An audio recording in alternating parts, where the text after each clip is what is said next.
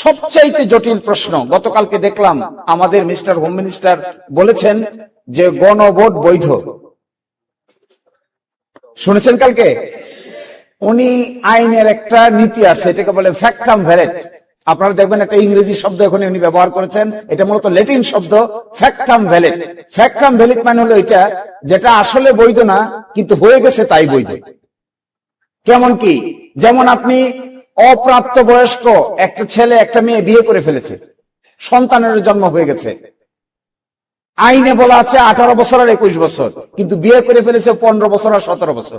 বিয়েও করে ফেলেছে, সকলে দাওয়াত খেয়ে ফেলছে, অনুষ্ঠানও হয়ে গেছে, সন্তানের জন্ম হয়ে গেছে। এই ক্ষেত্রে আমাদের আইনে একটা নীতি বলে, এটাকে বলে ফ্যাক্টাম ভ্যালিড। ফ্যাক্টাম ভ্যালিড হলো বিয়ে যেহেতু হয়ে গেছে, সকলেই যেহেতু মেনে নিয়েছে এবং যেহেতু সন্তানের জন্ম নিয়েছে, আইন অনুযায়ী 18 এবং 21 বছর না হলেও এই বিয়েটা বৈধ বিয়ে। তো বাংলাদেশের এই পার্লামেন্ট যে গণভোট হয়েছে, উনি কালকে স্বীকার করেছেন, প্রথম দেখলাম ফ্যাক্টাম ভ্যালিড হয়েছে। ফ্যাক্টাম ভ্যালিড যদি স্বীকার করেন তাহলে অবশ্যই আপনাকে সংবিধান সংস্কার পরিষদের মিটিং ডাকতে হবে। কারণ কি? কেন ডাকতে হবে?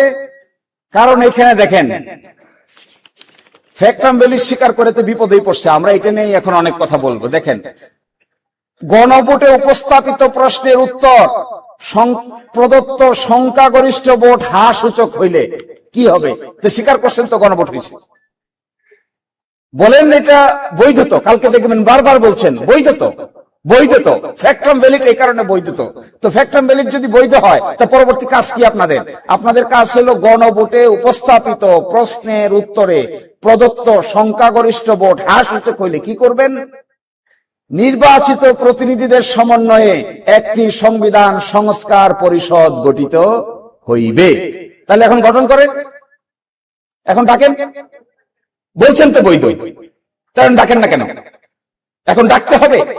যদি না ডাকেন তাহলে আপনি এটাকে নিজের বিরুদ্ধে নিজে অবস্থান নিতে হবে। আশ্চর্য কাণ্ড কারখানা। আরেকটা, আমার সময় শেষ, আর অল্প কথা বলি, আমি শেষ করে দিচ্ছি। দেখেন, খুবই আশ্চর্যজনক ব্যাপার।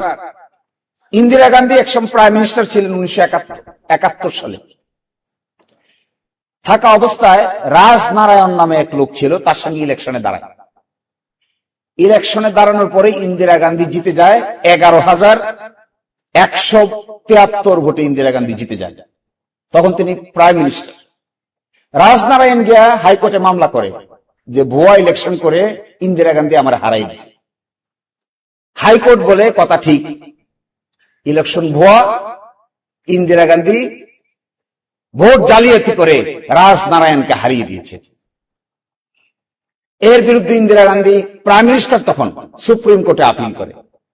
সুপ্রিম কোর্টে আপিল করলে পরে সুপ্রিম কোর্ট আপিল পেন্ডিং থাকা অবস্থায় ইন্দিরা গান্ধী সংবিধান পরিবর্তন করে ফেলে। যেহেতু প্রাইম মিনিস্টার, ভারতের ইতিহাসে সবচাইতে চাতুরীপূর্ণ কাজ এটা। তার বিরুদ্ধে মামলা, হাইকোর্টে মামলা হেরে গেছে। এই সময় সংবিধান সংশোধন করে বলতেছে নির্বাচন নিয়ে কোন আইন কিংবা কোন আদালত কোন ধরনের কোন আদেশ দিতে পারবে না।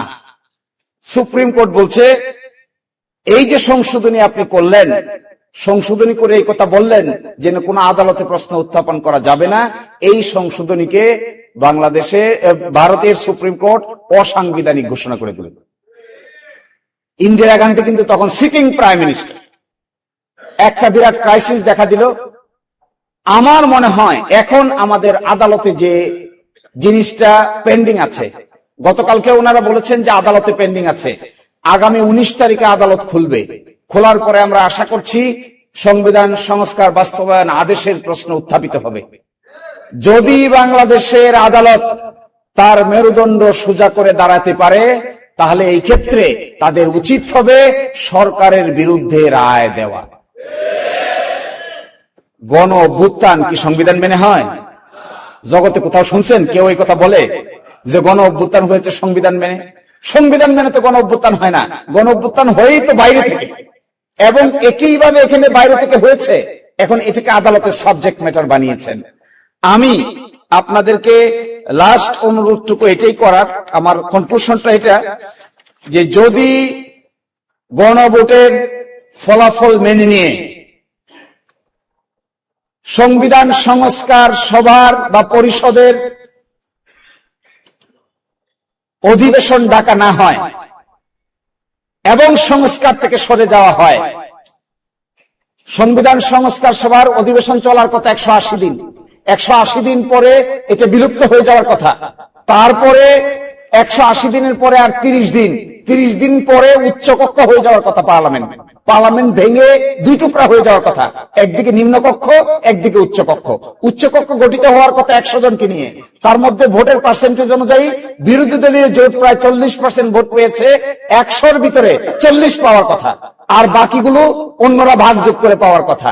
এই কর্মকাণ্ড যদি আপনারা প্রদর্শন না করেন আর গণভোটের রেজাল্টটা মেনে পরবর্তী পদক্ষেপ যদি না নেন, তাহলে এটা হবে বাংলাদেশের ইতিহাসে, আমার মনে হয় বাংলাদেশ না, আমি এখানে 26টা দেশের নজির নিয়ে আসছিলাম, এত কিছু বলার এখানে চান্স নাই, একেবারে সুইজারল্যান্ড থেকে শুরু করে সর্বশেষ শ্রীলঙ্কা পর্যন্ত এই 26টা দেশে একটা উদাহরণ নাই যে পৃথিবীতে মানুষ গণভোটের রায় মানে নাই, এইরকম কোন উদাহরণ দুনিয়ার ইতিহাসে আর একটাও নাই। তো আমি আপনাদেরকে অনুরোধ করব, আপনাদের উচিত হবে, আমাদের সকলের উচিত হবে এই গণভোটের রায়টা আপনারা মেনে নেবেন। You will comply with the referendum, and according to the referendum you will comply with the other provisions of the order, and you will call for some constitution reform.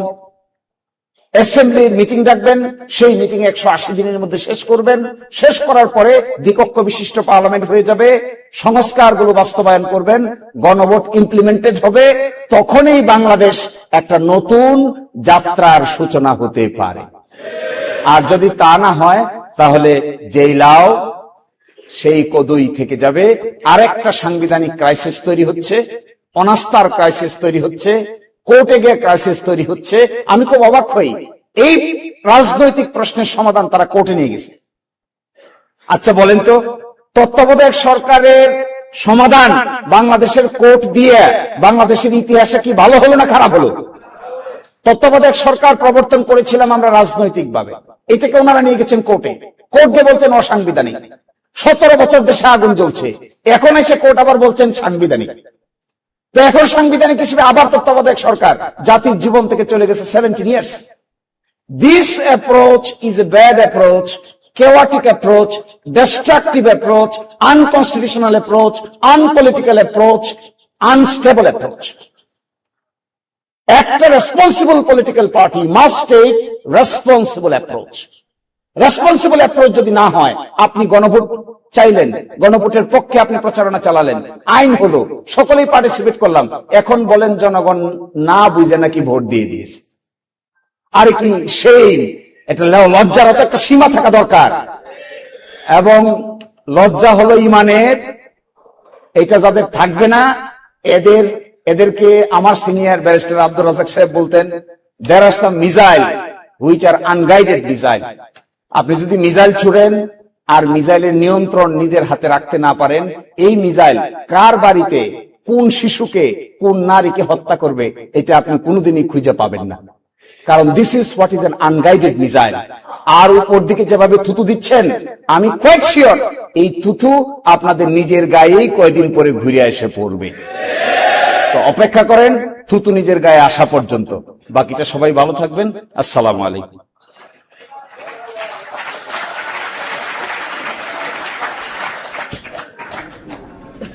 গণভোটের রায়ের বিরুদ্ধে সরকার সংকটের মুখোমুখি দেশ, এই গুরুত্বপূর্ণ বিষয়ের উপরে